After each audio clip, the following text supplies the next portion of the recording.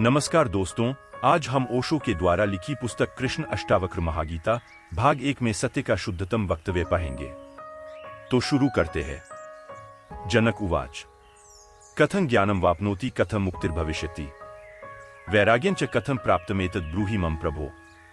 अष्टावक्र उवाच मुक्तिमिच्छसि चेत्तात् विषयान् विश्वत्यज क्षमार्जवदयातुः सत्यं पीयूषवद् भज न पृथ्वी न जलं नाग्निर्न वायुद्योर्न वा भवान् एषा साक्षिन्मात्मानं चिद्रूपं विद्धि मुक्ते यदि देहं पृथक्कृत्य चिति विश्राम्य तिष्ठसि अधुनैव सुखी शान्तः बन्धमुक्तो भविष्यसि न त्वं विप्रादिको वर्णो नाश्रमी नाक्षगोचरः असंगोऽसि निराकारो विश्वसाक्षी सुखी भव धर्माधर्मी सुखं दुःखं मानसानि न तो विभो न कर्तासि न भोक्तासि मुक्त एवासि सर्वदा। एक अनूठी यात्रा पर हम निकलते हैं। मनुष्य जाति के पास बहुत शास्त्र हैं, पर अष्टावक्र गीता जैसा शास्त्र नहीं। वेद फीके हैं, उपनिषद बहुत धीमी आवाज में बोलते हैं। गीता में भी ऐसा गौरव नहीं जैसा अष्टावक्र की संहिता में है। कुछ बात ही अनूठी है। सबसे बड़ी बात तो यह है कि न समाज, न राजनीति, न जीवन की किसी और व्यवस्था का कोई प्रभाव अष्टावक्र के वचनों पर है। इतना शुद्ध भावातीत वक्तव्य समय और काल से अतीत दूसरा नहीं है। शायद इसीलिए अष्टावक्र की गीता, अष्टावक्र की संहिता का बहुत प्रभाव नहीं पड़ा। कृष्ण की गीता का बहुत प्रभाव पड़ा। पहला कारण कृष्ण की गीता समन्वय है। सत्य की उतनी चिंता नहीं है जितनी समन्वय की चिंता है। समन्वय का आग्रह इतना गहरा है कि अगर सत्य थोड़ा खो भी जाए तो कृष्ण राजी है। कृष्ण की गीता खिचड़ी जैसी है, इसलिए सभी को भाती है, क्योंकि सभी का कुछ न कुछ उसमें मौजूद है। ऐसा कोई संप्रदाय खोजना मुश्किल है जो गीता में अपनी वाणी न खोज ले। ऐसा कोई व्यक्ति खोजना मुश्किल है जो गीता में अपने लिए कोई सहारा न खोज ले। इन सब के लिए अष्टावक्र की गीता बड़ी कठिन होगी। अष्टावक्र समन्वयवादी नहीं है, सत्यवादी है।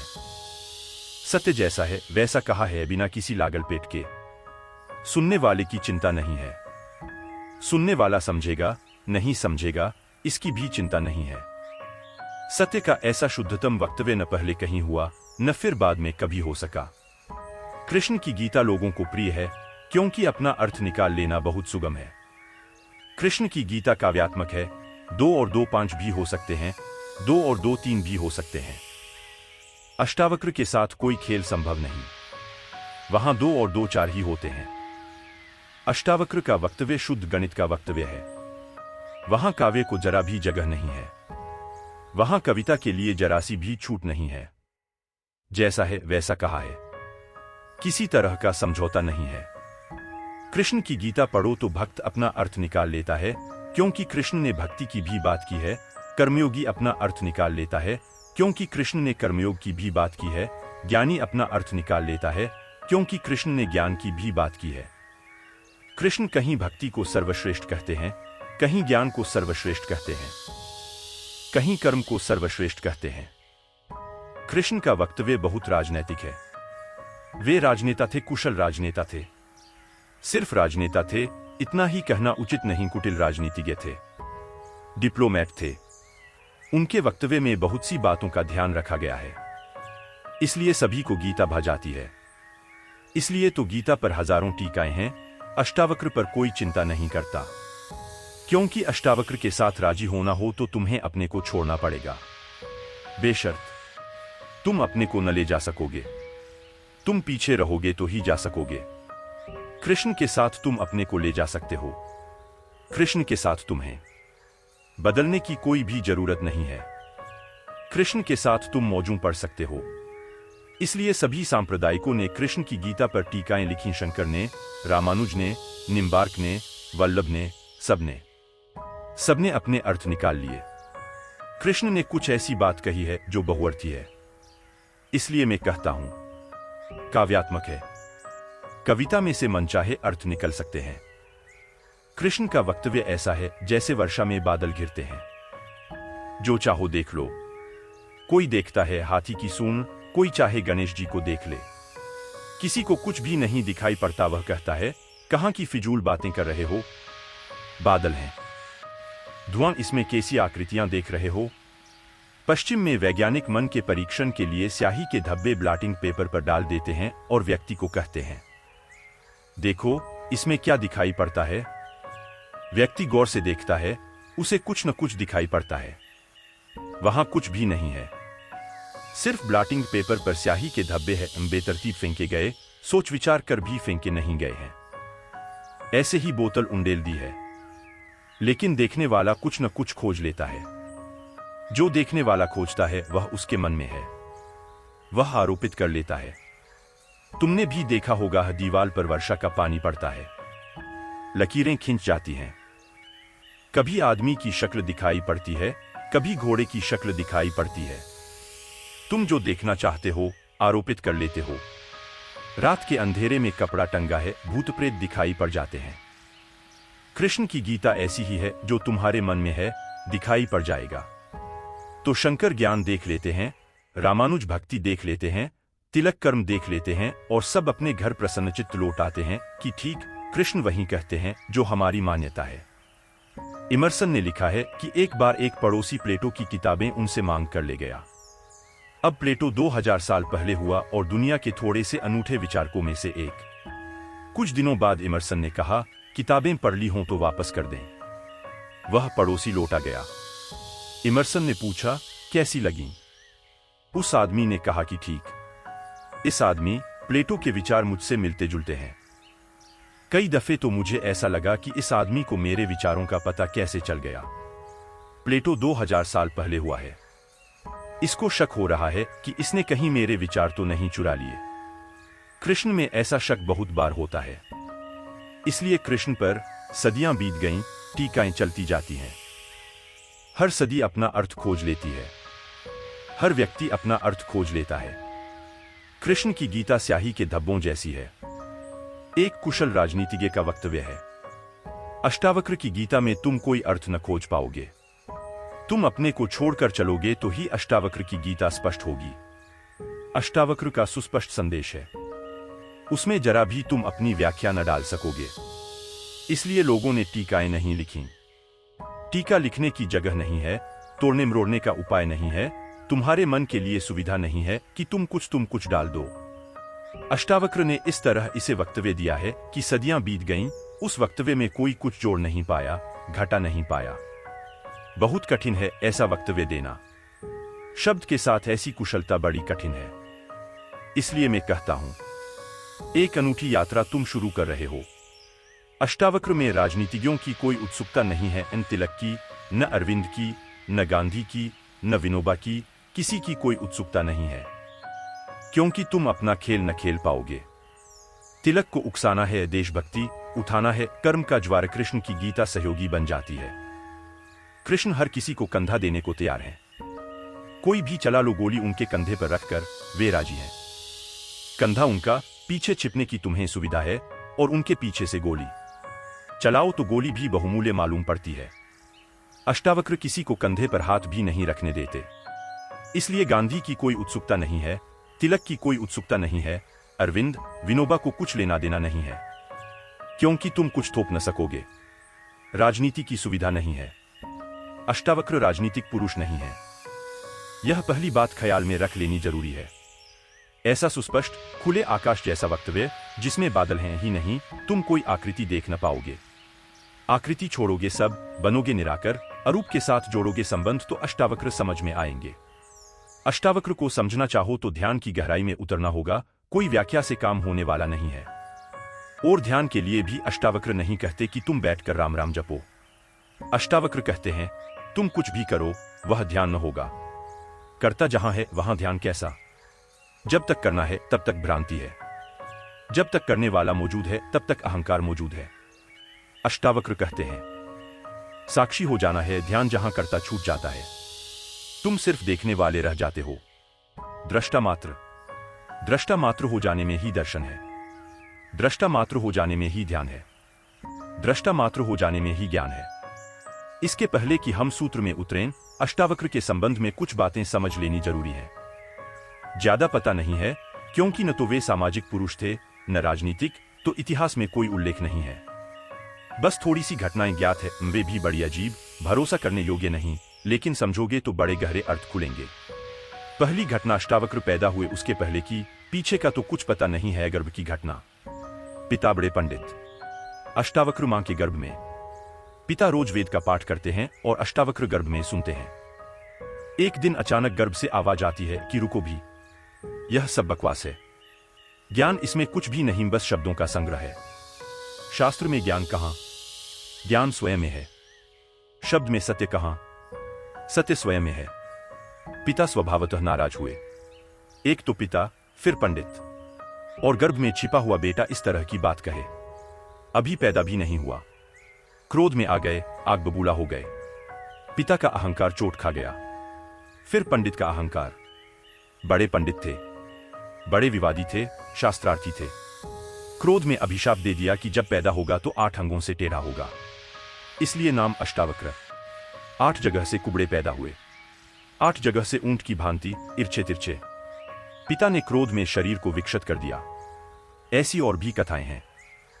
कहते हैं बुद्ध जब पैदा हुए तो खड़े खड़े पैदा हुए। मां खड़ी थी वृक्ष के तले। खड़े खड़े मां खड़ी थी, खड़े खड़े पैदा हुए। जमीन पर गिरे नहीं कि चले, 7 कदम चले।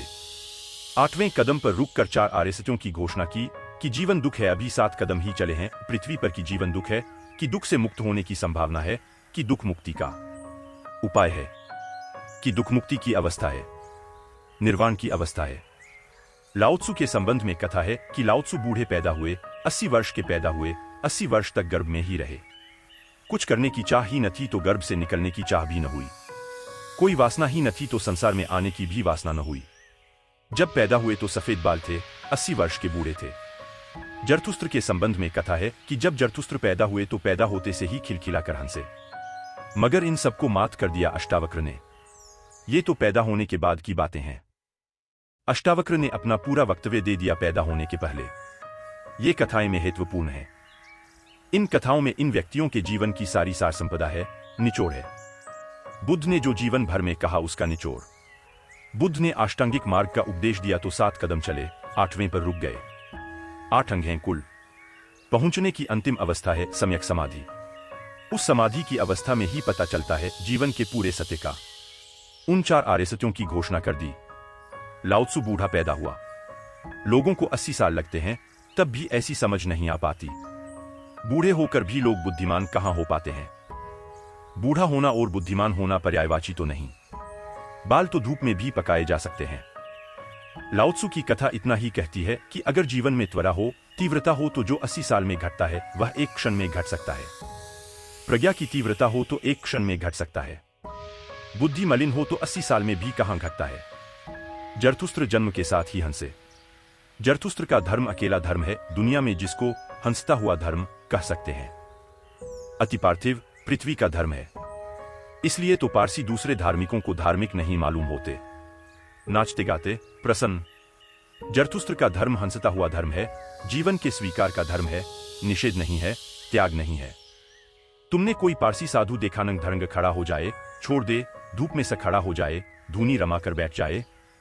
नहीं, पारसी धर्म में जीवन को सताने, कष्ट देने की कोई व्यवस्था नहीं है। जरथुस्त्र का सारा संदेश यही है कि जब हंसते हुए परमात्मा को पाया जा सकता है तो रोते हुए क्यों पाना। जब नाचते हुए पहुंच सकते हैं उस मंदिर तक तो नाहक कांटे क्यों बोने। जब फूलों के साथ जाना हो सकता है तो यह दुखवाद क्यों। इसलिए ठीक है, प्रतीक ठीक है कि जरथुस्त्र पैदा होते ही हंसे। इन कथाओं में इतिहास मत खोजना। ऐसा हुआ है ऐसा नहीं है। लेकिन इन कथाओं में एक बड़ा गहरा अर्थ है। तुम्हारे पास एक बीज पड़ा है। जब तुम बीज को देखते हो तो इससे पैदा होने वाले फूल की कोई भी तो खबर नहीं मिलती। यह क्या हो सकता है, इसकी भनक भी तो नहीं आती। यह कमल बनेगा, खिलेगा, जल में रहेगा और जल से अछूता रहेगा। एक सूरज की किरणों पर नाचेगा और सूरज भी ईर्ष्यालु होगा इसके सौंदर्य से, इसकी कोमलता से, इसकी अपूर्व गरिमा, इसके प्रसाद से, इसकी सुगंध आकाश में उड़ेगी। यह बीज को देखकर तो पता भी नहीं चलता। बीज को तो देखकर इसकी कोई कल्पना भी नहीं कर सकता, अनुमान भी नहीं कर सकता। लेकिन एक दिन यह घटता है। तो 2 तरह से हम सोच सकते हैं। या तो हम बीज को पकड़ लें जोर से और हम कहें जो बीज में दिखाई नहीं पड़ा वह कमल में भी घट नहीं सकता। यह भ्रम है, यह धोखा है, यह झूठ है। जिनको हम तर्कनिष्ठ कहते हैं, संदेहशील कहते हैं, उनका यही आधार है। वे कहते हैं जो बीज में नहीं दिखाई पड़ा वह फूल में हो नहीं सकता, कहीं भ्रांति हो रही है। इसलिए संदेहशील व्यक्ति बुद्ध को मान नहीं पाता, महावीर को स्वीकार नहीं कर पाता, जीसस को अंगीकार नहीं कर पाता, क्योंकि वे कहते हैं हमने जाना इनको। जीसस अपने गांव में आए, बड़े हैरान हुए, गांव के लोगों ने कोई चिंता ही न की। जीसस का वक्तव्य है कि पैगंबर की अपने गांव में पूजा नहीं होती। कारण क्या रहा होगा? क्यों नहीं होती गांव में पूजा पैगंबर की? गांव के लोगों ने बचपन से देखा है बड़ी जोसेफ का लड़का है। लकड़ियां घोते देखा, रिंदा चलाते देखा, लकड़ियां चीरते देखा, पसीने से लथपथ देखा, सड़कों पर खेलते देखा, झगड़ते देखा। गांव के लोग इसे बचपन से जानते हैं, बीज की तरह देखा। आज अचानक यह हो कैसे सकता है कि यह परमात्मा का पुत्र हो गया? नहीं, जिसने बीज को देखा है वह फूल को मान नहीं पाता। वह कहता है जरूर धोखा होगा, बेईमानी होगी, यह आदमी पाखंडी है। बुद्ध अपने घर वापस लौटे तो पिता, सारी दुनिया को जो दिखाई पड़ रहा था वह पिता को दिखाई नहीं पड़ा। सारी दुनिया अनुभव कर रही थी एक प्रकाश, दूर दूर तक खबरें जा रही थीं, दूर देशों से लोग आने शुरू हो गए थे। लेकिन जब बुद्ध वापस घर आए 12 साल बाद, तो पिता ने कहा मैं तुझे अभी भी क्षमा कर सकता हूं, यद्यपि तूने काम तो बुरा किया है, सताया तो तूने हमें, अपराध तो तूने किया है, लेकिन मेरे पास पिता का हृदय है, मैं माफ कर दूंगा। द्वार तेरे लिए खुले हैं, मगर फेंक यह भिक्षा का पात्र, हटा यह भिक्षु का वेश, यह सब नहीं चलेगा। तू वापस लौटा, यह राज्य तेरा है। मैं बूढ़ा हो गया, इसको कौन संभालेगा? हो गया बचपना बहुत, अब बंद करो यह सब खेल। बुद्ध ने कहा कृपा कर मुझे देखें तो, जो गया था वह वापस नहीं आया है, यह कोई और ही आया है। जो आपके घर पैदा हुआ था वही वापस नहीं आया है, यह कोई और ही आया है। बीज फूल होकर आया है, गौर से तो देखो। पिता ने कहा तू मुझे सिखाने चला है? पहले दिन से, जब तू पैदा हुआ था तब से तुझे जानता हूं। किसी और को धोखा देना, किसी और को समझा लेना, भ्रम में डाल देना, मुझे तू भ्रम में न डाल पाएगा। मैं फिर कहता हूं, मैं तुझे भली भांति जानता हूं, मुझे कुछ सिखाने की चेष्टा मत कर, क्षमा करने को मैं राजी हूं। बुद्ध ने कहा आप और मुझे जानते हैं, मैं तो स्वयं को भी नहीं जानता था, अभी अभी किरणें उतरी हैं और स्वयं को जाना हूं।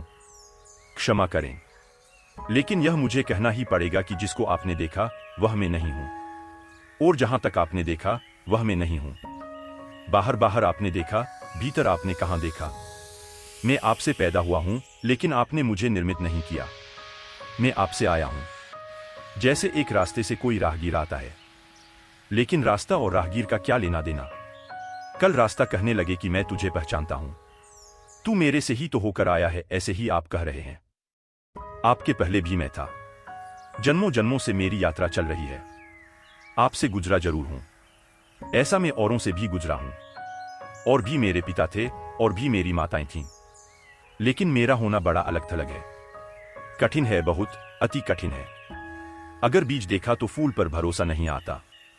एक तो घंग है अश्रद्धालु का, तर्कवादी का, संदेहशील का, कि वह कहता है कि बीज को हम पहचानते हैं तो फूल हो नहीं सकता। हम कीचड़ को जानते हैं, उस कीचड़ से कमल हो कैसे सकता है? सब गलत, सपना होगा, भ्रांति होगी, किसी मोहजाल में पड़ गए होगे, किसी ने धोखा दे दिया, कोई जादू, कोई तिलिस्म। एक तो यह रास्ता है, एक रास्ता है श्रद्धालु का, तुका प्रेमी का, भक्त का, सहानुभूति से भरे हृदय का। वह फूल को देखता है और फूल से पीछे की तरफ यात्रा करता है। वह कहता है जब फूल में ऐसी सुगंध हुई, जब फूल में ऐसी विभा प्रकट हुई, जब फूल में ऐसी प्रतिभा, जब फूल में ऐसा कुनारापन दिखा, तो जरूर बीज में भी रहा होगा, क्योंकि जो फूल में हुआ है वह बीज में न हो तो हो ही नहीं सकता। ये सारी कथाएं घटी हैं, ऐसा नहीं। जिन्होंने अष्टावक्र के फूल को देखा उनको यह ख्याल में आया कि जो आज हुआ है वह कल भी रहा होगा, छिपा था, अवगुंठित था, पर्दे में पड़ा था। जो आज है, अंत में है, वह प्रथम भी रहा होगा। जो मृत्यु के क्षण में दिखाई पड़ रहा है वह जन्म के क्षण में भी मौजूद रहा होगा, अन्यथा पैदा कैसे होता? तो एक तो घंग है फूल से पीछे की तरफ देखना, और एक है बीज से आगे की तरफ देखना। गौर से देखो तो दोनों में सारसूत्र एक ही है, दोनों की आधार भित्ति एक ही है, लेकिन कितना जमीन आसमान का अंतर हो जाता है। जो बीज वाला है वह भी यह कह रहा है कि जो बीज में नहीं है वह फूल में कैसे हो सकता है। यह उसका तर्क है। फूल वाला भी यही कह रहा है। वह कह रहा है जो फूल में है वह बीज में भी होना ही चाहिए। दोनों का तर्क तो एक है, लेकिन दोनों के देखने के ढंग अलग हैं। बड़ी अड़चन है। मुझसे कोई पूछता था कि आपके साथ बचपन में बहुत लोग पढ़े होंगे, स्कूल में, कॉलेज में, वे दिखाई नहीं पड़ते। वे कैसे दिखाई पड़ सकते हैं? उनको बड़ी अड़चन है। वे भरोसा नहीं कर सकते। अति कठिन है उन्हें। कल ही मेरे पास रायपुर से किसी ने एक अखबार भेजा। श्री हरिशंकर परसाई ने एक लेख मेरे खिलाफ लिखा है। वे मुझे जानते हैं, कॉलेज के दिनों से जानते हैं। हिंदी के मूर्धन्य व्यंग्य लेखक हैं। मेरे मन में उनकी कृतियों का आदर है। लेख में उन्होंने लिखा है कि जबलपुर की हवा में कुछ खराबी है। यहां धोखेबाज और धूर्त ही पैदा होते हैं, जैसे रजनीश, महेश योगी, मुंदड़ा। 3 नाम उन्होंने गिनाए। धन्यवाद उनका, कम से कम मेरा नाम नंबर 1 तो गिनाया। इतनी याद तो रखी, एकदम बिसार नहीं दिया। बिल्कुल भूल गए हों ऐसा नहीं है, लेकिन अड़चन स्वाभाविक है, सीधी साफ है। मैं उनकी बात समझ सकता हूं। यह असंभव है बीज को देखा तो फूल में भरोसा। फिर जिन्होंने फूल को देखा उन्हें बीज में भरोसा मुश्किल हो जाता है। तो सभी महापुरुषों की जीवन कथाएं 2 ढंग से लिखी जाती हैं, जो उनके विपरीत हैं। वे बचपन से यात्रा शुरू करते हैं, जो उनके पक्ष में है। वे अंत से यात्रा शुरू करते हैं और बचपन की तरफ जाते हैं। दोनों एक अर्थ में सही हैं, लेकिन जो बचपन से यात्रा करके अंत की तरफ जाते हैं, वे वंचित रह जाते हैं। उनका सही होना उनके लिए आत्मघाती है। जो अंत से यात्रा करते हैं और पीछे की तरफ जाते हैं, वे धन्यभागी हैं, क्योंकि बहुत कुछ उन्हें अनायास मिल जाता है, जो कि पहले तर्कवादियों को नहीं मिल पाता। अब न केवल मैं गलत मालूम होता हूं, मेरे कारण जबलपुर तक की हवा उनको गलत मालूम होती है। कुछ भूल हवा पानी में होनी चाहिए। यद्यपि मैं उनको कहना चाहूंगा, जबलपुर को कोई हक नहीं है मेरे संबंध में हवा पानी को अच्छा या खराब तय करने का। जबलपुर से मेरा कोई बहुत नाता नहीं है। थोड़े दिन वहां था। महेश योगी भी थोड़े दिन वहां थे। उनका भी कोई नाता नहीं है। हम दोनों का नाता किसी और जगह से है। उस जगह के लोग इतने सोए हैं कि उन्हें अभी खबर ही नहीं है। महेश योगी और मेरा जन्म पास ही पास हुआ। दोनों गाडरवाड़ा के आसपास पैदा हुए। उनका जन्म चीचली में हुआ, मेरा जन्म कुछवाड़े में हुआ। अगर हवा पानी खराब है तो वहां का होगा। इसका दुख गाडरवाड़ा को होना चाहिए, कभी होगा, या सुख जबलपुर को इसमें बीच में आना नहीं चाहिए। लेकिन मन कैसे तर्क रचता है। अब जो अष्टावक्र की कथा को देखेगा वह सुनते से ही कह देगा गलत, असंभव। यह तो कथा जिन्होंने लिखी है उनको भी पता है कि कहीं कोई गर्भ से बोलता है। वे तो केवल इतना कह रहे हैं कि जो आखिर में प्रकट हुआ वह गर्भ में मौजूद रहा होगा। जो वाणी आखिर में खिली वह किसी न किसी गहरे तल पर गर्भ में भी मौजूद रही होगी, अन्यथा खिलती कहां से, आती कहां से। शून्य से थोड़े ही कुछ आता है। हर चीज के पीछे कारण है। नहीं देख पाए हों हम, लेकिन था तो मौजूद। ये सारी कथाएं इसी का सूचन देती हैं। अष्टावक्र के संबंध में दूसरी बात जो ज्ञात है वह है जब वे 12 वर्ष के थे। बस 2 ही बातें ज्ञात हैं। तीसरी उनकी अष्टावक्र गीता है, या कुछ लोग कहते हैं अष्टावक्र संहिता। जब वे 12 वर्ष के थे तो एक बड़ा विशाल शास्त्रार्थ जनक ने रचा। जनक सम्राट थे और उन्होंने सारे देश के पंडितों को निमंत्रण दिया और उन्होंने 1000 गायें राजमहल के द्वार पर खड़ी कर दी और उन गायों के सींगों पर सोना मढ़ दिया और हीरे जवाहरात लटका दिए और कहा जो भी विजेता होगा वह इन गायों को हाँक कर ले जाए। बड़ा विवाद हुआ। अष्टावक्र के पिता भी उस विवाद में गए। खबर आई सांझ होते होते कि पिता हार रहे हैं। सबसे तो जीत चुके थे, वंदिन नाम के एक पंडित से हारे जा रहे हैं। यह खबर सुनकर अष्टावक्र भी राजमहल पहुंच गया। सभा सजी थी। विवाद अपनी आखिरी चरम अवस्था में था। निर्णायक घड़ी करीब आती थी। पिता के हारने की स्थिति बिल्कुल पूरी तय हो चुकी थी। अब हारे तब हारे की अवस्था थी। अष्टावक्र दरबार में भीतर चला गया। पंडितों ने उसे देखा। महापंडित इकट्ठे थे। उसका 8 अंगों से टेढ़ा मेढ़ा शरीर, वह चलता तो भी देखकर लोगों को हंसी आती। उसका चलना भी बड़ा हास्यास्पद था। सारी सभा हंसने लगी। अष्टावक्र भी खिलखिलाकर हंसा। जनक ने पूछा, और सब हंसते हैं? वह तो मैं समझ गया क्यों हंसते हैं, लेकिन बेटे तू क्यों हंसा? अष्टावक्र ने कहा, मैं इसलिए हंस रहा हूं कि इन चमारों की सभा में सत्य का निर्णय हो रहा है। बड़ा आदमी अनूठा रहा होगा। ये चमार यहां क्या कर रहे हैं? सन्नाटा छा गया। चमार। सम्राट ने पूछा, तेरा मतलब? उसने कहा, सीधी सी बात है, इनको चमड़ी ही दिखाई पड़ती है, मैं नहीं दिखाई पड़ता। मुझसे सीधा साधा आदमी खोजना मुश्किल है।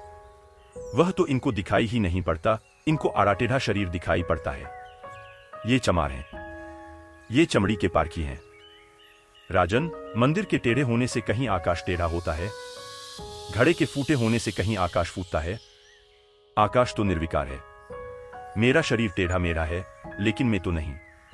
यह जो भीतर बसा है, इसकी तरफ तो देखो। इससे तुम सीधा साधा और कुछ खोज न सकोगे। यह बड़ी चौंकाने वाली घोषणा थी। सन्नाटा छा गया होगा। जनक प्रभावित हुआ, झटका खाया। निश्चित ही कहां चमारों की भीड़ इकट्ठी करके बैठा है। खुद पर भी पश्चाताप हुआ।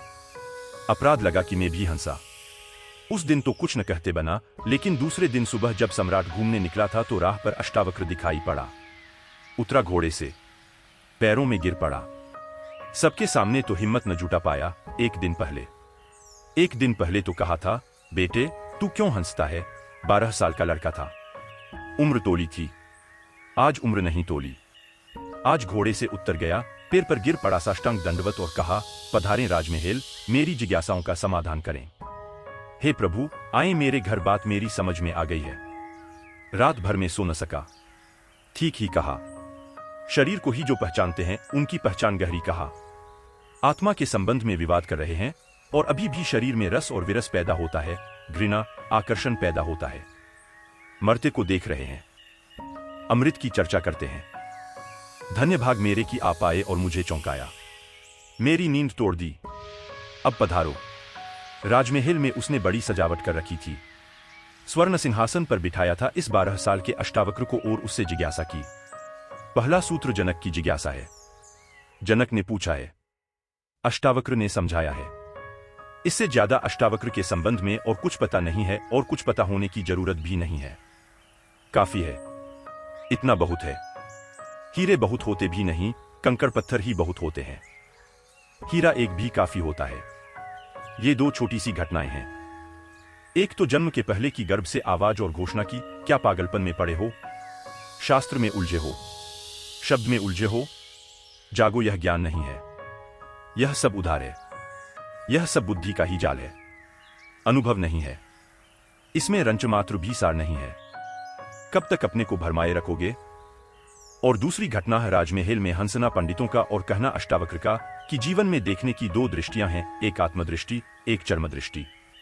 चमार चमड़ी को देखता है, प्रज्ञावान आत्मा को देखता है।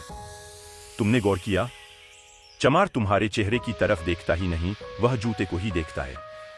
असल में चमार जूते को देखकर सब पहचान लेता है। तुम्हारे संबंध में की आर्थिक हालत कैसी है, सफलता मिल रही है कि विफलता मिल रही है, भाग्य कैसा चल रहा है, वह सब जूते में लिखा है। जूते की सिलवटें कह देती हैं, जूते की दशा कह देती है। जूते में तुम्हारी आत्मकथा लिखी है। चमार पढ़ लेता है। जूते में चमक, जूते का ताजा और नया होना। चमार तुमसे प्रसन्नता से मिलता है। जूता ही उसके लिए तुम्हारी आत्मा का सबूत है। दर्जी कपड़े देखता है, तुम्हारा कोटकपड़ा देखकर समझ लेता है हालत कैसी है। सबकी अपनी बंधी हुई दृष्टियां हैं। सिर्फ आत्मवान ही आत्मा को देखता है। उसकी कोई दृष्टि नहीं है, उसके पास दर्शन है। एक छोटी घटना और जो अष्टावक्र के जीवन से संबंधित नहीं, रामकृष्ण और विवेकानंद के जीवन से संबंधित है, लेकिन अष्टावक्र से उसका जोड़ है। फिर हम सूत्रों में प्रवेश करें। विवेकानंद रामकृष्ण के पास आए, तब उनका नाम नरेंद्रनाथ था। विवेकानंद तो बाद में रामकृष्ण ने उनको पुकारा। जब आए रामकृष्ण के पास तो अति विवादी थे, नास्तिक थे, तर्कवादी थे। हर चीज के लिए प्रमाण चाहते थे। कुछ चीजें हैं जिनके लिए कोई प्रमाण नहीं, मजबूरी है। परमात्मा के लिए कोई प्रमाण नहीं है, और प्रमाण नहीं है। प्रेम के लिए कोई प्रमाण नहीं है और प्रमाण नहीं है। सौंदर्य के लिए कोई प्रमाण नहीं है और प्रमाण नहीं है। अगर मैं कहूं, देखो ये खजूरिना के वृक्ष कैसे सुंदर हैं, और तुम कहो, हमें तो कोई सौंदर्य दिखाई नहीं पड़ता, वृक्ष जैसे वृक्ष हैं, सिद्ध करें, मुश्किल हो जाएगी। कैसे सिद्ध करें कि सुंदर हैं? सुंदर होने के लिए सौंदर्य की परख चाहिए और तो कोई उपाय नहीं। आंख चाहिए और तो कोई उपाय नहीं। कहते हैं, मजनू ने कहा कि लैला को जानना हो तो मजनू की आंख चाहिए। ठीक कहा। लैला को देखने का और कोई उपाय ही नहीं। मजनू को बुलाया था उसके गांव के राजा ने और कहा था, तू पागल है। मैं तेरी लैला को जानता हूं, साधारण सी लड़की है, काली क्लूटी, कुछ खास नहीं। तुझ पर मुझे दया आती है। ये मेरे राजमहल की 12 लड़कियां खड़ी हैं, ये इस देश की सुंदरतम स्त्रियां हैं। इनमें से तू कोई भी चुन ले। यह तुझे रोते देखकर मेरा भी प्राण रोता है। उसने देखा और उसने कहा, इनमें तो लैला कोई भी नहीं। ये लैला के मुकाबले तो दूर, उसके चरण की धूल भी नहीं। सम्राट कहने लगा, मजनू तू पागल है। मजनू ने कहा, यह हो सकता है, लेकिन एक बात आपसे कहना चाहता हूं, लैला को देखना हो तो मजनू की आंख चाहिए। ठीक कहा मजनू ने। अगर वृक्षों के सौंदर्य को देखना हो तो कला की आंख चाहिए और कोई प्रमाण नहीं है। अगर किसी के प्रेम को पहचानना हो तो प्रेमी का हृदय चाहिए और कोई प्रमाण नहीं है। और परमात्मा तो इस जगत के सारे सौंदर्य और सारे प्रेम और सारे सत्य का इकट्ठा नाम है। उसके लिए तो ऐसा निर्विकार चित्त चाहिए, ऐसा साक्षी भाव चाहिए, जहां कोई शब्द न रह जाए, कोई विचार न रह जाए, कोई तरंग न उठे, वहां कोई धूल न रह जाए, मन की और चित्त का दर्पण परिपूर्ण शुद्ध हो। प्रमाण कहां?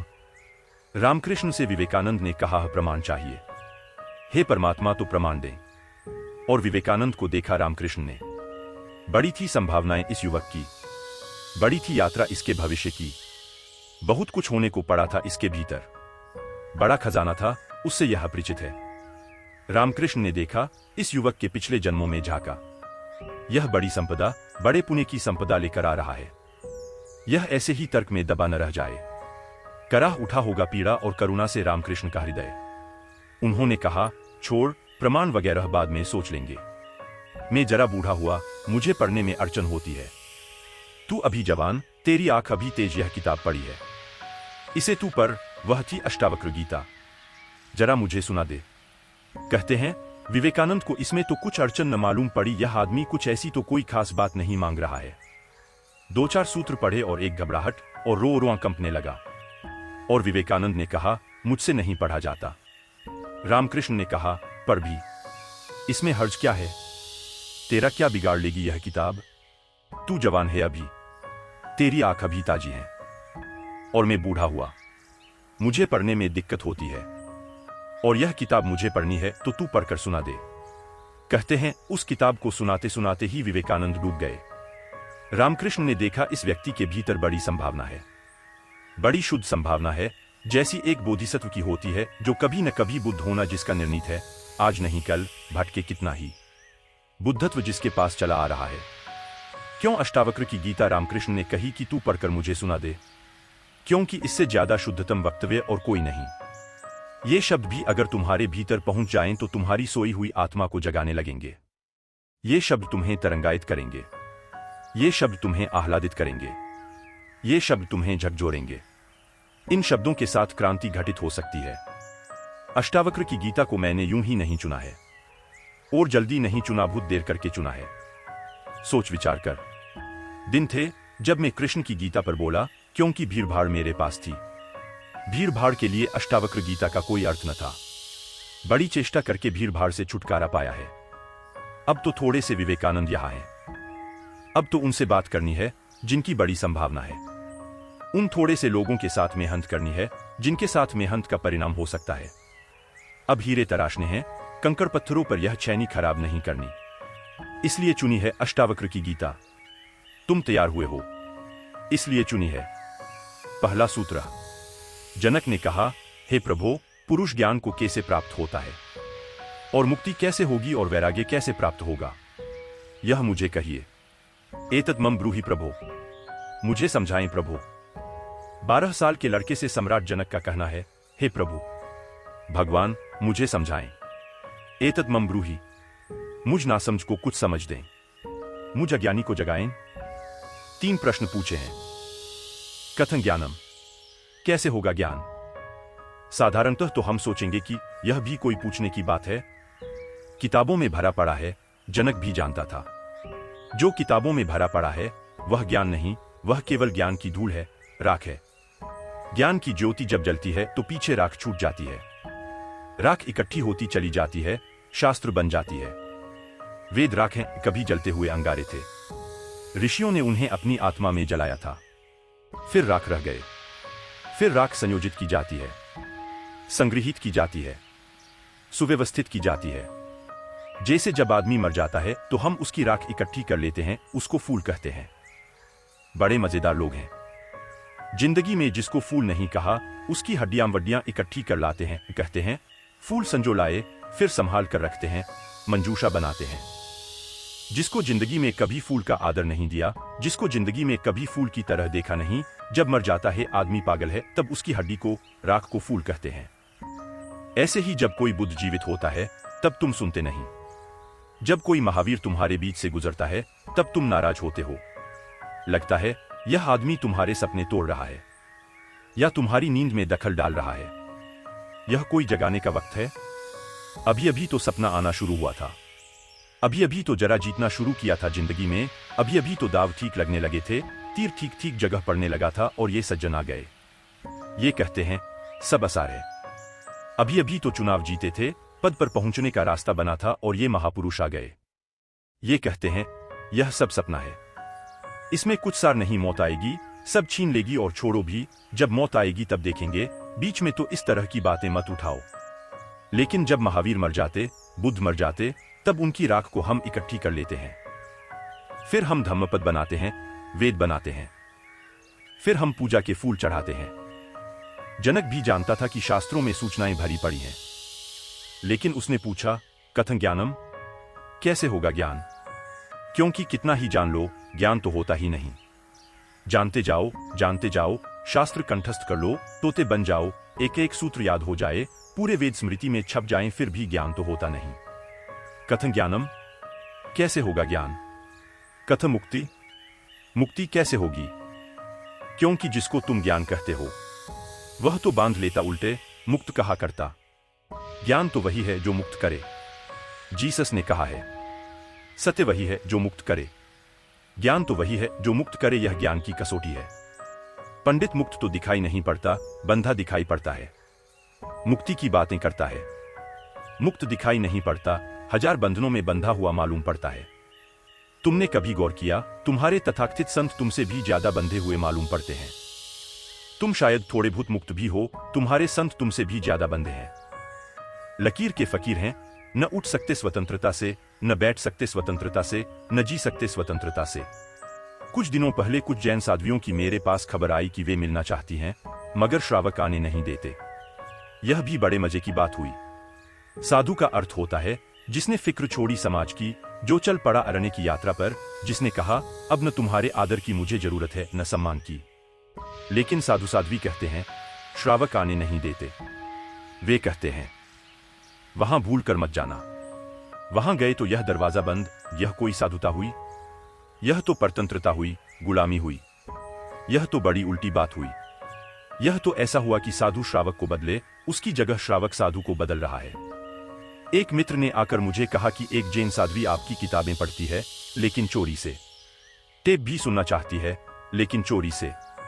और अगर कभी किसी के सामने आपका नाम भी ले दो तो वह इस तरह हो जाती है जैसे उसने कभी आपका नाम सुना ही नहीं।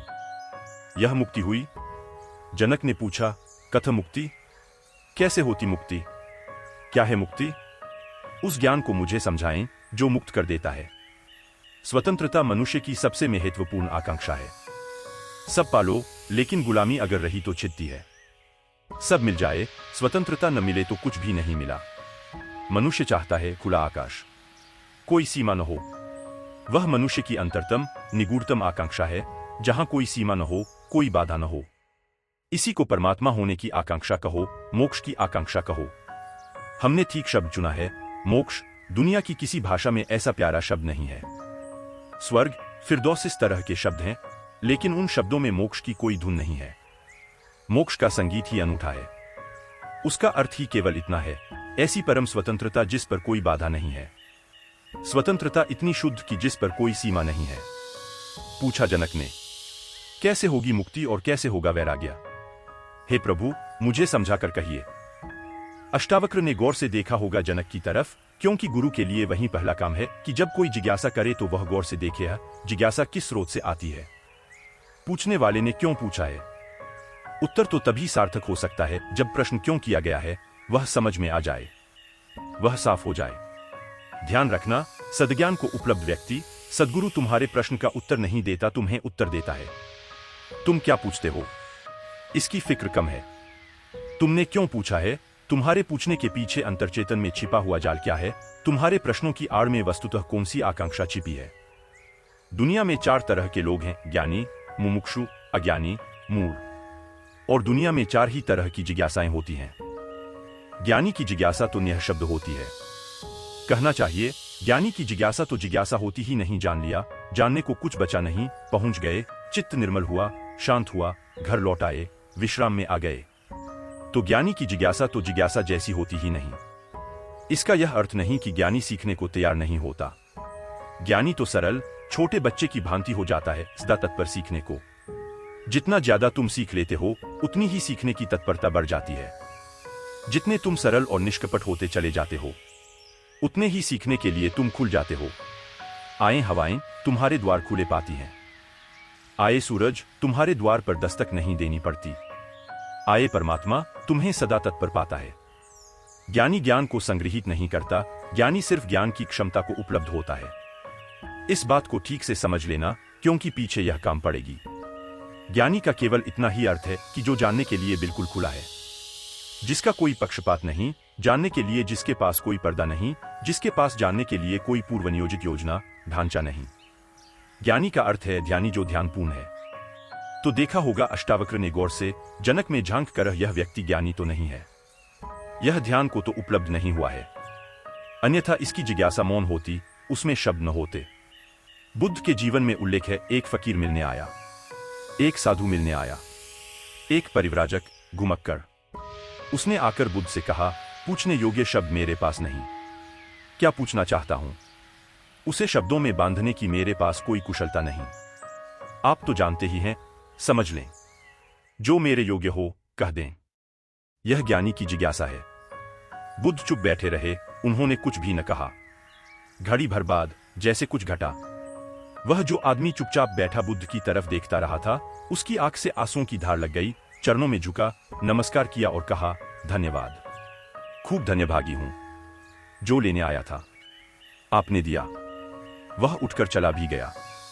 उसके चेहरे पर अपूर्व आभा थी। वह नाचता हुआ गया। बुद्ध के आसपास के शिष्य बड़े हैरान हुए। आनंद ने पूछा, भंते भगवान, पहेली हो गई। पहले तो यह आदमी कहता है कि मुझे पता नहीं कैसे पूछ रहे, पता नहीं किन शब्दों में पूछ रहे, यह भी पता नहीं क्या पूछने आया हूं। फिर आप तो जानते ही हैं, सब देख ले, मुझे है जो मेरे लिए जरूरी हो कह दें। पहले तो यह आदमी ही जरा पहेली था। यह कोई ढंग हुआ पूछने का। और जब तुम्हें यही पता नहीं कि क्या पूछना है, तो पूछना ही क्यों? पूछना क्या? खूब रही। फिर यही बात खत्म न हुई। आप चुप बैठे सो चुप बैठे रहे। आपको ऐसा कभी मौन देखा नहीं। कोई पूछता है तो आप उत्तर देते हैं। कभी कभी तो ऐसा होता है कि कोई नहीं भी पूछता तो भी आप उत्तर देते हैं। आपकी करुणा सदा बहती रहती है। क्या हुआ अचानक कि आप चुप रह गए और आंख बंद हो गई? और फिर क्या रहस्यमय घटा कि वह आदमी रूपांतरित होने लगा। हमने उसे बदलते देखा। हमने उसे किसी और ही रंग में डूबते देखा। उसमें मस्ती आते देखी। वह नाचते हुए गया है, आंसुओं से भरा हुआ, गदगद, आह्लादित। वह चरणों में झुका। उसकी सुगंध हमें भी छुई। यह हुआ क्या? आप कुछ बोले नहीं। उसने सुना कैसे? और हम तो इतने दिनों से, वर्षों से आपके पास हैं, हम पर आपकी कृपा कम है क्या? यह प्रसाद जो उसे दिया, हमें क्यों नहीं मिलता? लेकिन ध्यान रहे, उतना ही मिलता है जितना तुम ले सकते हो। बुद्ध ने कहा, सुनो, घोड़े। आनंद से घोड़े की बात की, क्योंकि आनंद क्षत्रिय था। बुद्ध का चचेरा भाई था और बचपन से ही घोड़े का बड़ा शौक था उसे। घुड़सवार था, प्रसिद्ध घुड़सवार था, प्रतियोगी था बड़ा। उन्होंने कहा, सुन आनंद, बुद्ध ने कहा, घोड़े 4 प्रकार के होते हैं। एक तो मारो भी तो भी टस से मस नहीं होते। रद्दी से रद्दी घोड़े, जितना मारो उतना ही हठयोगी हो जाते हैं। बिल्कुल हट बांध कर खड़े हो जाते हैं। तुम मारो तो वे जिद्द बना लेते हैं कि देखें कौन जीतता है। फिर दूसरे तरह के घोड़े होते हैं, मारो तो चलते हैं, न मारो तो नहीं चलते, कम से कम पहले से बेहतर। फिर तीसरे तरह के घोड़े होते हैं, कोड़ा फटकारो, मारना जरूरी नहीं, सिर्फ कोड़ा फटकारो, आवाज काफी है। और भी कुलीन होते हैं, दूसरे से भी बेहतर। फिर आनंद, तुझे जरूर पता होगा ऐसे भी घोड़े होते हैं कि कोड़े की छाया देखकर भागते हैं, फटकारना भी नहीं पड़ता। यह ऐसा ही घोड़ा था। छाया काफी है। अष्टावक्र ने देखा होगा गौर से। जब तुम आकर मुझसे कुछ पूछते हो तो तुम्हारे प्रश्न से ज्यादा महत्वपूर्ण सवाल तुम हो। कभी कभी तुम्हें भी ऐसा लगता होगा कि तुमने जो नहीं पूछा था वह मैंने उत्तर दिया है, और कभी कभी तुम्हें ऐसा भी लगता होगा कि शायद मैं टाल गया तुम्हारे प्रश्न को, बचाव कर गया, कुछ और उत्तर दे गया हूं। लेकिन सदा तुम्हारी भीतरी जरूरत ज्यादा महत्वपूर्ण है। तुम क्या पूछते हो यह उतना महत्वपूर्ण नहीं, क्योंकि तुम्हें खुद ही ठीक पता नहीं तुम क्या पूछते हो, क्यों पूछते हो। उत्तर वही दिया जाता है जिसकी तुम्हें जरूरत है। तुम्हारे पूछने से कुछ तय नहीं होता। देखा होगा अष्टावक्र ने ज्ञानी तो नहीं है जनक, अज्ञानी है। फिर क्या? अज्ञानी भी नहीं है, क्योंकि अज्ञानी तो अकड़ीला, अकड़ से भरा होता है। अज्ञानी तो झुकना जानता ही नहीं। यह तो मुझे 12 साल की उम्र के लड़के के पैरों में झुक गया, साष्टांग दंडवत की। यह अज्ञानी के लिए असंभव है। अज्ञानी तो समझता है कि मैं जानता ही हूं, मुझे कौन समझाएगा। अज्ञानी अगर कभी पूछता भी है तो तुम्हें गलत सिद्ध करने को पूछता है, क्योंकि अज्ञानी तो यह मानकर ही चलता है कि पता तो मुझे है ही, देखें इनको भी पता है या नहीं। अज्ञानी परीक्षा के लिए पूछता है। नहीं, इसकी आंखें जनक की तो बड़ी निर्मल है। मुझ 12 साल के अनजान अपरिचित लड़के को सम्राट होते हुए भी इसने कहा, एतत् मम बूढ़ी प्रभो। हे प्रभु, मुझे समझा कर कहें, नहीं, यह विनयशील है। अज्ञानी तो नहीं है। मूढ़ है क्या फिर? मूढ़ तो पूछते ही नहीं। मूढ़ों को तो पता ही नहीं है कि जीवन में कोई समस्या है। मूढ़ और बुद्ध पुरुषों में एक समानता है। बुद्ध पुरुषों के लिए कोई समस्या नहीं रही, मूढ़ों के लिए अभी समस्या उठी ही नहीं। बुद्ध पुरुष समस्या के पार हो गए हैं, मूढ़ अभी समस्या के बाहर है। मूढ़ तो इतना मूर्छित है कि उसे कहां सवाल। कथन ज्ञानम मूढ़ पूछेगा, कथन मुक्ति मूढ़ पूछेगा, कैसे होगा वैराग्य मूढ़ पूछेगा। असंभव। मूढ़ अगर पूछेगा भी तो पूछता है, राग में सफलता कैसे मिलेगी। मूढ़ अगर पूछता भी है तो पूछता है, संसार में और थोड़े ज्यादा दिन कैसे रहना हो जाए। मुक्ति नहीं, मूढ़ पूछता है बंधन सोने के कैसे बने, बंधन में हीरे जवाहरात कैसे जड़े। मूढ़ पूछता भी है तो ऐसी बातें पूछता है। ज्ञान। मूढ़ तो मानता ही नहीं कि ज्ञान हो सकता है। वह तो संभावना को ही स्वीकार नहीं करता। वह तो कहता है, कैसा ज्ञान। मूढ़ तो पशुवत जीता है। नहीं, यह जनक मूढ़ भी नहीं है, मुमुक्षु है। मुमुक्षु शब्द समझना जरूरी है। मोक्ष की आकांक्षा मुमुक्षा, अभी मोक्ष के पास नहीं पहुंचा, ज्ञानी नहीं है। मोक्ष के प्रति पीठ करके नहीं खड़ा, मूढ़ नहीं है। मोक्ष के संबंध में कोई धारणाएं पकड़कर नहीं बैठा, अज्ञानी भी नहीं है, मुमुक्षु है। मुमुक्षु का अर्थ है सरल है इसकी जिज्ञासा, न मूढ़ता से अपवित्र हो रही है, न अज्ञानपूर्ण धारणाओं से विकृत हो रही है। शुद्ध है इसकी जिज्ञासा, सरल चित्त से पूछा है। अष्टावक्र ने कहा, हे प्रिय, यदि तू मुक्ति को चाहता है तो विषयों को विष के समान छोड़ दे और क्षमा, आर्जव, दया, संतोष और सत्य को अमृत के समान सेवन कर। मुक्तिमिच्छसि चेत्तात विषयान विश्वत्यज। शब्द विषय बड़ा बहुमूल्य है, वह विष से ही बना है। विष का अर्थ होता है जिसे खाने से आदमी मर जाए। विषय का अर्थ होता है जिसे खाने से हम बार बार मरते हैं। बार बार भोग, बार बार भोजन, बार बार महत्वाकांक्षा, ईर्ष्या, क्रोध, जलन, बार बार इन्हीं को खा खा कर तो हम मरे हैं। बार बार इन्हीं के कारण तो मरे हैं। अब तक हमने जीवन में जीवन कहां जाना, मरने को ही जाना है। अब तक हमारा जीवन जीवन की प्रज्वलित ज्योति कहां, मृत्यु का ही धुआं है। जन्म से लेकर मृत्यु तक हम मरते ही तो हैं, धीरे धीरे, जीते कहां, रोज रोज मरते हैं। जिसको हम जीवन कहते हैं वह एक सतत मरने की प्रक्रिया है। अभी हमें जीवन का तो पता ही नहीं, तो हम जिएंगे कैसे। यह शरीर तो रोज क्षीण होता चला जाता है, यह बल तो रोज खोता चला जाता है, ये भोग और विषय तो रोज हमें चूसते चले जाते हैं, जराजीर्ण करते चले जाते हैं। ये विषय और कामनाएं तो छेदों की तरह हैं, इनसे हमारी ऊर्जा और आत्मा रोज बहती चली जाती है।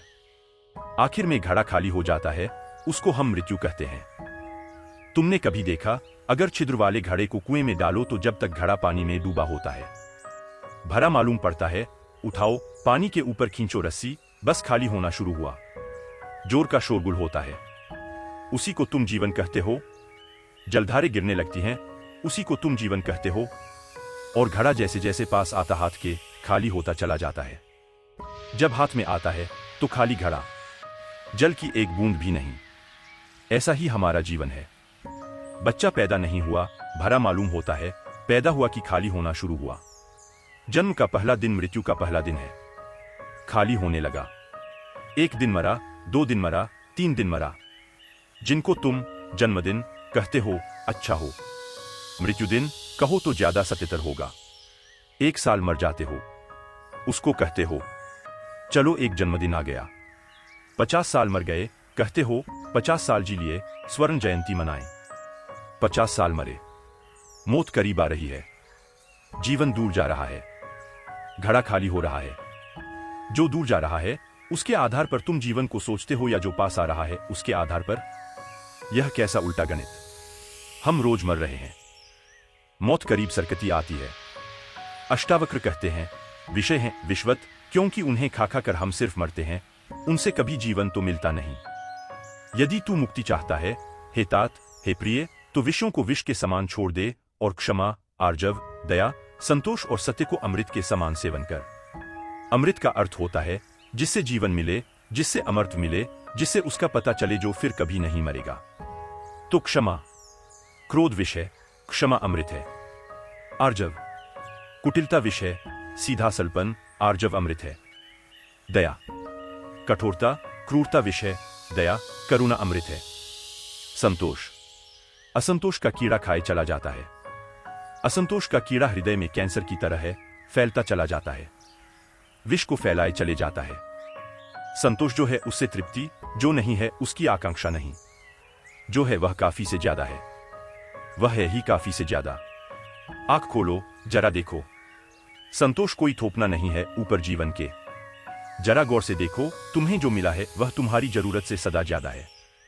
तुम्हें जो चाहिए वह मिलता ही रहा है। तुमने जो चाहा है वह सदा मिल गया है। तुमने दुख चाहा है तो दुख मिल गया है। तुमने सुख चाहा है तो सुख मिल गया है।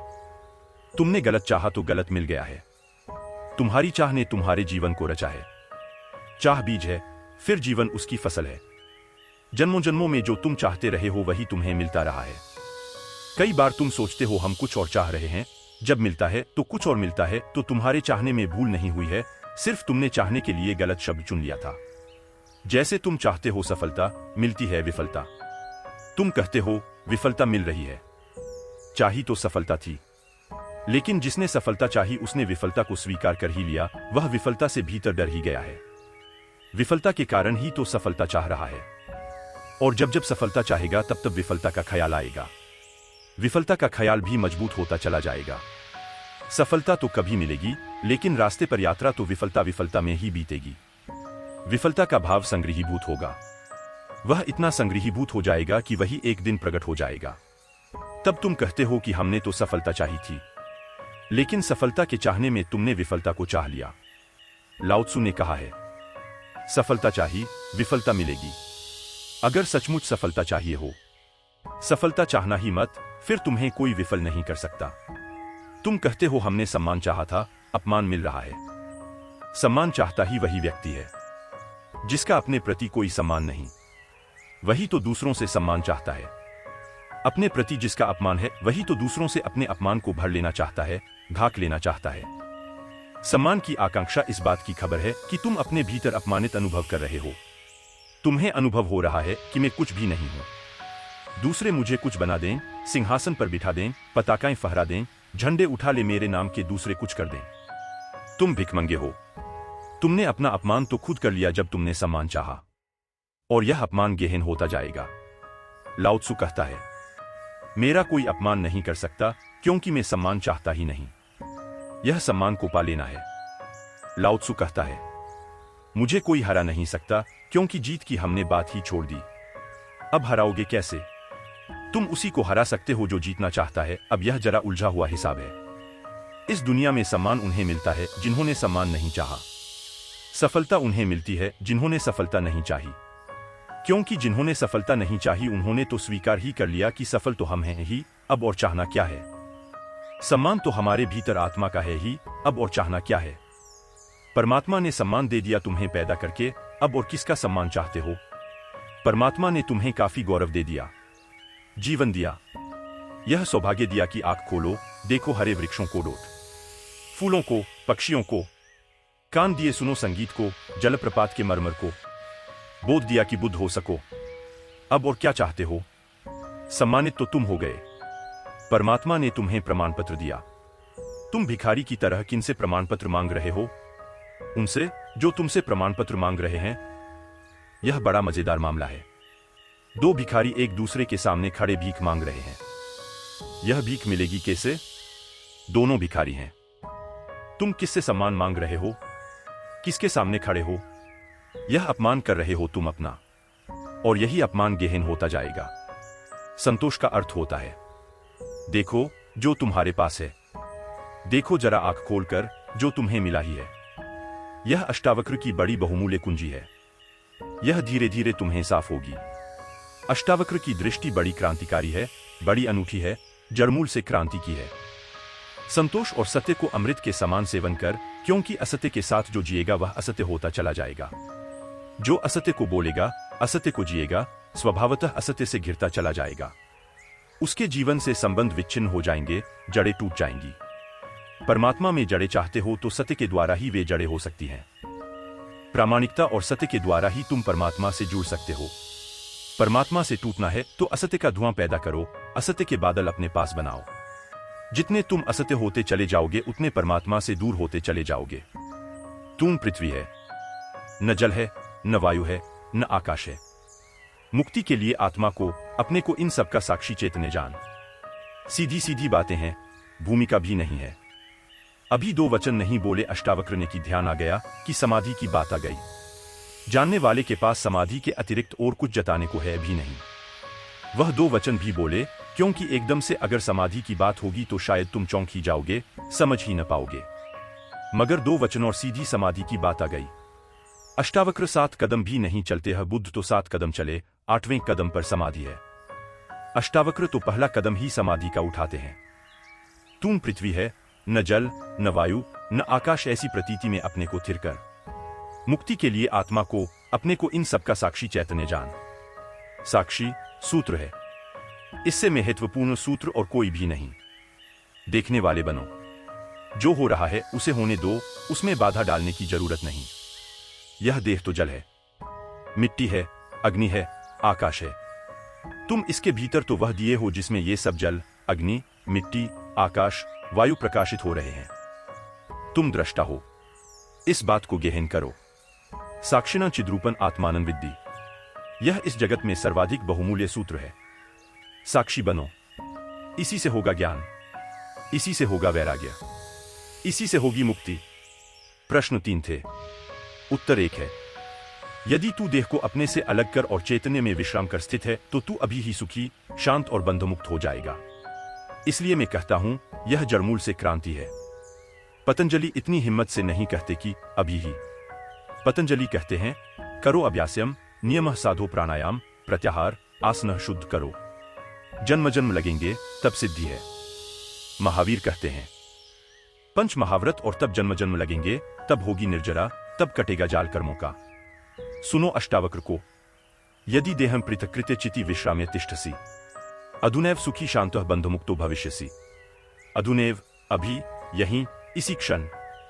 यदि तू देह को अपने से अलग कर और चैतन्य में विश्राम कर स्थित है, अगर तूने एक बात देखनी शुरू कर दी कि यह देह में नहीं हूं, मैं करता और भोगता नहीं हूं, यह जो देखने वाला मेरे भीतर छिपा है, जो सब देखता है। बचपन था कभी तो बचपन देखा, फिर जवानी आई तो जवानी देखी, फिर बुढ़ापा आया तो बुढ़ापा देखा। बचपन नहीं रहा तो मैं बचपन तो नहीं हो सकता, आया और गया, मैं तो हूं। जवानी नहीं रही तो मैं जवानी तो नहीं हो सकता, आई और गई, मैं तो हूं।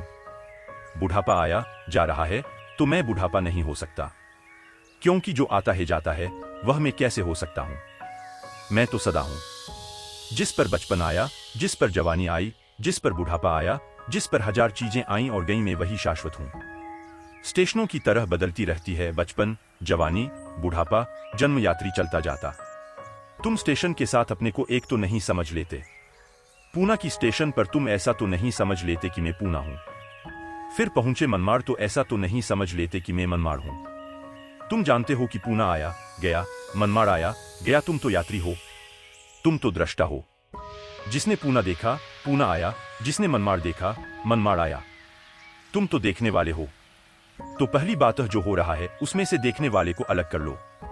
देह को अपने से अलग कर और चैतन्य में विश्राम, और करने योग्य कुछ भी नहीं है। जैसे लाओत्सु का सूत्र है समर्पण, वैसे अष्टावक्र का सूत्र है विश्राम, रेस्ट।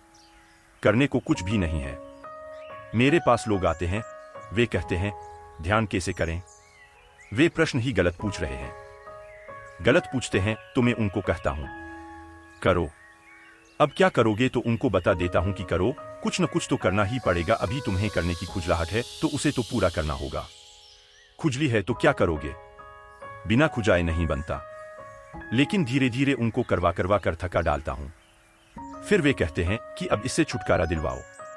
अब कब तक यह करते रहेंगे? मैं कहता हूं मैं तो पहले ही राजी था, लेकिन तुम्हें समझने में जरा देर लगी। अब विश्राम करो। ध्यान का आत्यंतिक अर्थ विश्राम है। चिति विश्रामे तिष्ठसि, जो विश्राम में ठहरा देता अपनी चेतना को, जो होने मात्र में ठहर जाता। कुछ करने को नहीं है, क्योंकि जिसे तुम खोज रहे हो वह मिला ही हुआ है। क्योंकि जिसे तुम खोज रहे हो उसे कभी खोया ही नहीं, उसे खोया नहीं जा सकता। वही तुम्हारा स्वभाव है। अयमात्मा ब्रह्मा, तुम ब्रह्मा हो। अनलेहिक, तुम सत्य हो। कहां खोजते हो, कहां भागे चले जाते हो? अपने को ही खोजने कहां भागे चले जाते हो? रुको, ठहरो। परमात्मा दौड़ने से नहीं मिलता, क्योंकि परमात्मा दौड़ने वाले में छिपा है। परमात्मा कुछ करने से नहीं मिलता, क्योंकि परमात्मा करने वाले में छिपा है। परमात्मा के होने के लिए कुछ करने की जरूरत ही नहीं है, तुम हो ही। इसलिए अष्टावक्र कहते हैं चिति विश्राम्य, विश्राम करो। ढीला छोड़ो अपने को, यह तनाव छोड़ो। कहां जाते? कहीं जाने को नहीं, कहीं पहुंचने को नहीं है। और चैतन्य में विश्राम, तो तू अभी ही इसी क्षण अधुनेव सुखी, शांत और बंधमुक्त हो जाएगा। अनूठा है वचन, नहीं कोई और शास्त्र इसका मुकाबला करता है। तू ब्राह्मण आदि वर्ण नहीं है, और न तू कोई आश्रम वाला है, और न आंख आदि इंद्रियों का विषय है। असंग और निराकार तू सबका, विश्व का साक्षी है। ऐसा जानकर सुखी हो। अब ब्राह्मण कैसे टीका लिखें? तू ब्राह्मण आदि वर्ण नहीं है। अब हिंदू इस शास्त्र को कैसे सिर पर उठाएं?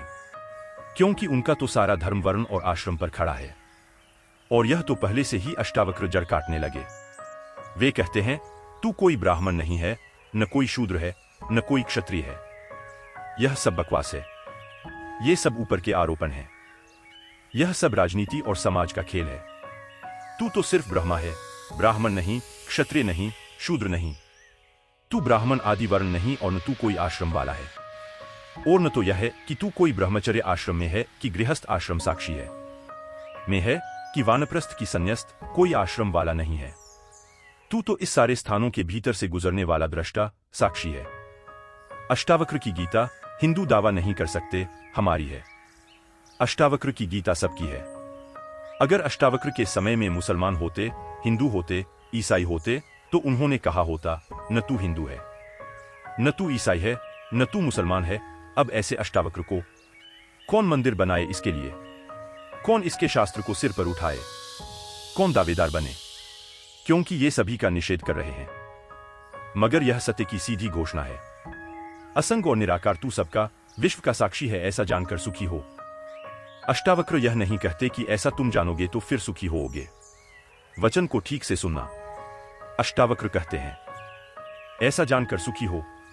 नत्वं विप्रादिको वर्णी नाश्रमी नाक्षगोचरा, असंगोसी निराकारो विश्वसाक्षी सुखी भव। सुखी भव, अभी हो सुखी। जनक पूछते हैं कैसे सुख होगा, कैसे बंधन मुक्ति होगी, कैसे ज्ञान होगा? अष्टावक्र कहते हैं अभी हो सकता है। क्षण मात्र की भी देर करने की कोई जरूरत नहीं है। इसे कल पर छोड़ने का कोई कारण नहीं, स्थगित करने की कोई जरूरत नहीं। यह घटना भविष्य में नहीं घटती, या तो घटती है अभी या कभी नहीं घटती। जब घटती है तब अभी घटती है, क्योंकि अभी के अतिरिक्त कोई समय ही नहीं है। भविष्य कहां है? जब आता है तब अभी की तरह आता है। तो जो भी ज्ञान को उत्पन्न हुए हैं अभी उत्पन्न हुए हैं। कभी पर मत छोड़ना, वह मन की चालाकी है। मन कहता है इतने जल्दी कैसे हो सकता है, तैयारी तो कर लें। मेरे पास लोग आते हैं, वे कहते हैं सन्यास लेना है, लेंगे कभी। कभी कभी न लोगे, कभी पर टाला तो सदा के लिए टाला, कभी आता ही नहीं। लेना हो तो अभी, अभी के अतिरिक्त कोई समय ही नहीं है। अभी है जीवन, अभी है मुक्ति, अभी है अज्ञान, अभी है ज्ञान, अभी है निद्रा, अभी हो सकता जागरण। कभी क्यों कठिन होता है मन को, क्योंकि मन कहता है तैयारी तो करने दो। मन कहता है कोई भी काम तैयारी के बिना कैसे घटता है। आदमी को विश्वविद्यालय से प्रमाण पत्र लेना है तो वर्षों लगते हैं, डॉक्टरेट करनी है तो 20-25 साल लग जाते हैं। मेहनत करते करते फिर आदमी जाकर डॉक्टर हो पाता है। अभी कैसे हो सकते हैं? अष्टावक्र भी जानते हैं दुकान करनी हो तो अभी थोड़े खुल जाएगी, इकट्ठा करना पड़े, आयोजन करना पड़े, सामान लाना पड़े, दुकान बनानी पड़े, ग्राहक खोजने पड़े, विज्ञापन भेजना पड़े, वर्षों लगते हैं। इस जगत में कोई भी चीज अभी तो घटती नहीं, क्रम से घटती है। ठीक है, अष्टावक्र भी जानते हैं, मैं भी जानता हूं, लेकिन एक घटना यहां ऐसी है जो अभी घटती है, वह परमात्मा है। वह तुम्हारी दुकान नहीं है, न तुम्हारा परीक्षालय है, न तुम्हारा विश्वविद्यालय है। परमात्मा क्रम से नहीं घटता, परमात्मा घट ही चुका है। आंख भर खोलने की बात है, सूरज निकल ही चुका है। सूरज तुम्हारी आंख के लिए नहीं रुका है कि तुम जब आंख खोलोगे तब निकलेगा। सूरज निकल ही चुका है, प्रकाश सब तरफ भरा ही है। अहर्निश गूंज रहा है उसका नाद, ओंकार की ध्वनि सब तरफ गूंज रही है। सतत अनाहत चारों तरफ गूंज रहा है। खोलो कान, खोलो आंख। आंख खोलने में कितना समय लगता है, उतना समय भी परमात्मा को पाने में नहीं लगता। पल तो लगता है पलक के झपने में। पल का अर्थ होता है जितना समय पलक को झपने में लगता उतना पल, मगर परमात्मा को पाने में पल भी नहीं लगता। विश्व साक्षी असंगोसी निराकारो, सुखी भव, अभी हो सुखी। उधार नहीं है अष्टावक्र का धर्म नगद केश। हे व्यापक, धर्म और अधर्म, सुख और दुख मन के हैं, तेरे लिए नहीं है। तू करता है न भोगता है, तू तो सर्वदा मुक्त ही है। मुक्ति हमारा स्वभाव है, ज्ञान हमारा स्वभाव है, परमात्मा हमारा होने का ढंग है, हमारा केंद्र है, हमारे जीवन की सुवास है, हमारा होना है। धर्माधर्मी सुखन दुहखन मानसानी न तो विभो। अष्टावक्र कहते हैं, हे व्यापक, हे विभावान, हे विभूति संपन्न, धर्म और अधर्म, सुख और दुख मन के हैं, ये सब मन की ही तरंगे हैं। बुरा किया, अच्छा किया, पाप किया, पुण्य किया, मंदिर बनाया, दान दिया, सब मन के हैं। न करतासी न भोगतासी, मुक्त एवासी सर्वदा। तू तो सदा मुक्त है, तू तो सर्वदा मुक्त है। मुक्ति कोई घटना नहीं है जो हमें घटानी है। मुक्ति घट चुकी है हमारे होने में। मुक्ति से बना है यह अस्तित्व, इसका रो रंच मुक्ति से निर्मित है। मुक्ति है धातु जिससे बना है सारा अस्तित्व। स्वतंत्रता स्वभाव है। यह उद्घोषणा बस समझी की क्रांति घट जाती है। समझने के अतिरिक्त कुछ करना नहीं है। यह बात ख्याल में उतर जाए, तुम सुन लो इसे मन भरकर, बस। तो आज इतना ही कहना चाहूंगा, अष्टावक्र को समझने की चेष्टा भर करना। अष्टावक्र में करने का कोई इंतजाम नहीं है, इसलिए तुम यह मत सोचना कि अब कोई तरकीब निकलेगी जो हम करेंगे। अष्टावक्र कुछ करने को कहते ही नहीं। तुम विश्राम से सुन लो, करने से कुछ होने ही वाला नहीं है। इसलिए तुम कॉपी वगैरह नोटबुक लेकर मत आना कि लिख लेंगे। कुछ आएगा सूत्र तो नोट कर लेंगे, करके देख लेंगे। करने का यहां कुछ काम ही नहीं है। इसलिए तुम भविष्य की फिक्र छोड़कर सुनना। तुम सिर्फ सुन लेना। तुम सिर्फ मेरे पास बैठकर शांत भाव से सुन लेना, विश्राम में सुन लेना। सुनते सुनते तुम मुक्त हो जा सकते हो। इसलिए महावीर ने कहा है कि श्रावक मुक्त हो सकता है सिर्फ सुनते सुनते। श्रावक का अर्थ होता है जो सुनते सुनते मुक्त हो जाए। साधु का तो अर्थ ही इतना है कि जो सुन सुनकर मुक्त न हो सका, थोड़ा कमजोर बुद्धि का है। कुछ करना पड़ा। सिर्फ कोड़े की छाया काफी न थी। घोड़ा जरा कुजात है। कोड़ा फटकारा तब थोड़ा चला, या मारा तो थोड़ा चला। छाया काफी है। तुम सुन लेना, कोड़े की छाया दिखाई पड़ जाएगी। तो अष्टावक्र के साथ एक बात स्मरण रखना, कुछ करने को नहीं है। इसलिए तुम आनंद भाव से सुन सकते हो। इसमें से कुछ निकालना नहीं है कि फिर करके देखेंगे। जो घटेगा वह सुनने में घटेगा। सम्यक श्रवण सूत्र है। अधुनेव सुखी शांतः बंध मुक्तो भविष्यसि। अभी हो जा मुक्त, इसी क्षण हो जा मुक्त। कोई रोक नहीं रहा, कोई बाधा नहीं है, हिलने की भी जरूरत नहीं है। जहां है वहीं हो जा मुक्त, क्योंकि मुक्त तू है ही। जाग और हो जा मुक्त। असंगोसी निराकारो विश्वसाक्षी सुखी भव। हो जा सुखी, एक पल की भी देर करने की कोई जरूरत नहीं है। छलांग है क्वांटम छलांग, सीढ़ियां नहीं है अष्टावक्र में, क्रमिक विकास नहीं है, सडन इसी क्षण हो सकता है। हरि तत्सत।